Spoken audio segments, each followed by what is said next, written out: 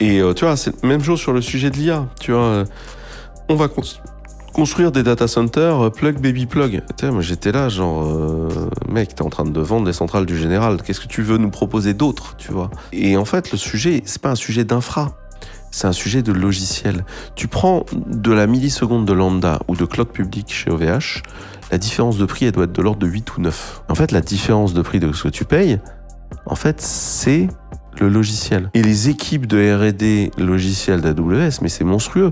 Et t'as vu les 600 services qu'ils ont. Tu sais que je pense que beaucoup de gens réalisent pas que c'est si cher déjà, les hyperscalers américains. Là, typique, ton x9 là, entre un OVH et un Amazon, je pense que ça étonnera de pas mal de monde. Ah oui, en fait, c'est beaucoup plus cher. Surtout parce que tu ne sais pas combien tu vas payer. Parce que tu vas payer de façon différentielle le réseau.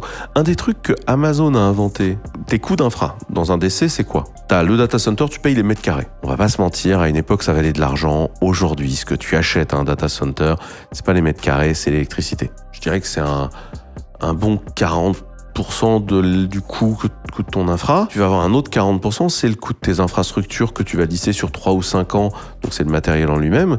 Et puis, t'as le reste, c'est le réseau. Historiquement, le réseau, ce que tu vas payer, c'est la taille du tuyau. C'est-à-dire le tuyau qui va arriver, et tu vas payer avec le mec avec qui tu pires en disant, j'ai 200 mégabits symétriques d'échange de data. Ce que Amazon a fait, c'est qu'au lieu de payer la taille du tuyau, ils ont fait payer ce qui passe dans le tuyau. Et ça, c'est très rentable pour eux.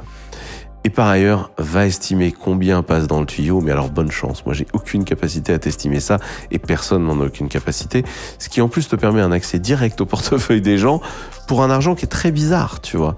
Et ça, c'est un des trucs qui alourdit énormément les factures en fait des gens. Que ce soit OVH, que ce soit Scaleway ou que ce soit nous, on maintient en fait un ancien modèle de facturation, sauf sur l'object storage où on a tous adopté le même modèle de facture qu'Amazon, mais sur tous les autres services, on maintient cet ancien modèle de facturation parce qu'on se pense qu'il est plus fair pour faire un web libre et ouvert.